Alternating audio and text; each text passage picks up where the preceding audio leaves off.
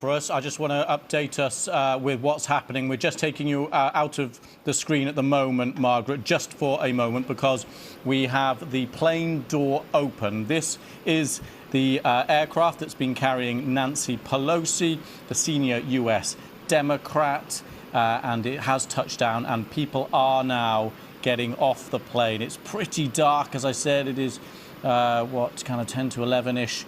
At night there, so we will see. There are quite a few people getting off, as you can see. So we're waiting to see if Nancy Pelosi herself gets off. It might be a little bit tricky to identify her in the dark, but this is the moment it looks like this visit is taking off, because up until now there was lots of speculation about whether it would happen, whether it wouldn't happen. It didn't appear on any official flight schedule, and actually the schedule, just so you know, is quite busy. Started in Singapore, this tour of Asia.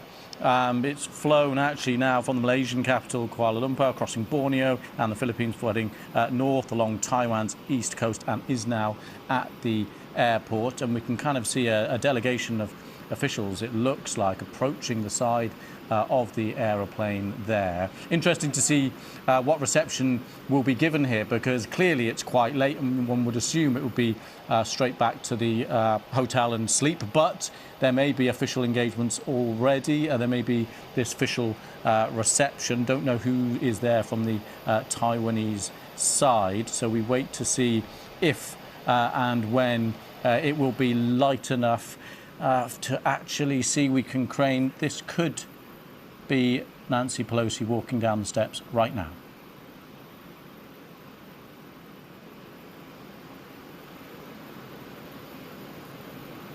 So Nancy Pelosi there, getting to the bottom of the steps, it seems, and being met there. You can see the flash bulbs of cameras, which could be helpful for us to try and see something. But a huge moment, this. Nancy Pelosi, a Democrat, and her own President Biden, a Democrat, would rather this visit wasn't going ahead at this time. There have been others within the administration and within the US, I should point out, for balance, who are actually saying this visit should go ahead. There have been similar visits in the past at this level. Nancy Pelosi, of course, is a member of the legislature in the US, not part of the executive, not part of the government, not part of President Biden's team. This isn't an official, if you like, diplomatic trip in that sense.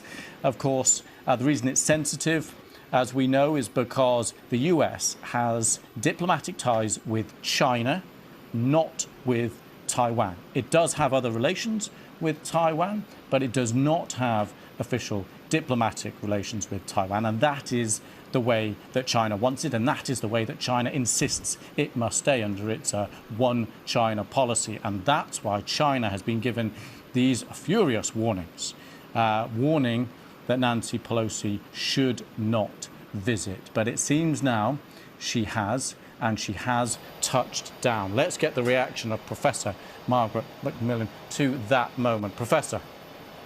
Well, let's hope it isn't one of those historic moments when we all look back and say, oh, that really was the beginning of something. I was thinking, of course she has a right to go to Taiwan if she wants. I wish she'd done it and then we'd heard about it. I think the Chinese might have reacted better. I think what we have to ask ourselves now is, what is the Chinese government going to do? And will it change their stance, among other things, on Ukraine? The Chinese have not condemned the Russian invasion of Ukraine, but they have not sold them weapons. They haven't really egged them on in Ukraine. They haven't shown wholehearted support for them. I wonder if that will change. I think. So I'm sorry to jump in just, that's really, really interesting, because I was going to ask you, my next question was, right, it's happened now. What are the options facing China? They could go for full-scale invasion. Less than that, though, what are their options? And you seem to be pointing, well, one of them in retaliation could be a change of stance, decide, actually, we're going to help Russia, we're not going to support Ukraine. I think that's absolutely possible. I think they will protest vociferously to the United States, and I think the United States will try, to mollify China, but it's going to be difficult because Taiwan has been such an issue, and the current leader in China, Xi Jinping, has made it such an issue. And the other thing, of course, is he has this big party Congress coming up in the fall where he is expecting to be anointed as essentially president for life. And can he afford not to look tough about this? Interesting. And on Nancy Pelosi, what do you think is her motivation here for doing this? Well, I've been asking myself that. She's always been a hawk on China.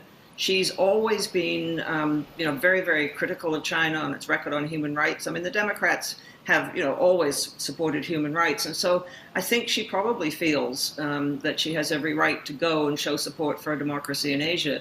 The other possibility, and I'm only speculating here, is that she is probably reaching the stage when people are beginning to wonder when she's going to retire. Now, I can't remember what her age is, but she is, I think, fairly old to continue in this very high-profile position as Speaker of the House. And it may well be that she wants to show that she is a statesman of world order by going on such a tour. But really, the timing of this tour, I think, is very unfortunate. And let's quickly touch on the significance of Taiwan, because it is a relatively small island off the coast of China. But the US interest there is not just military and strategic and historical, it's economic too. Well, Taiwan is one of the great producers of microchips, and China is of course, and one of the things that's been slowing down Western economic growth recently has been the difficulty in getting microchips. Anyone who's trying to buy a new car will be aware of that, or a lot of consumer equipment.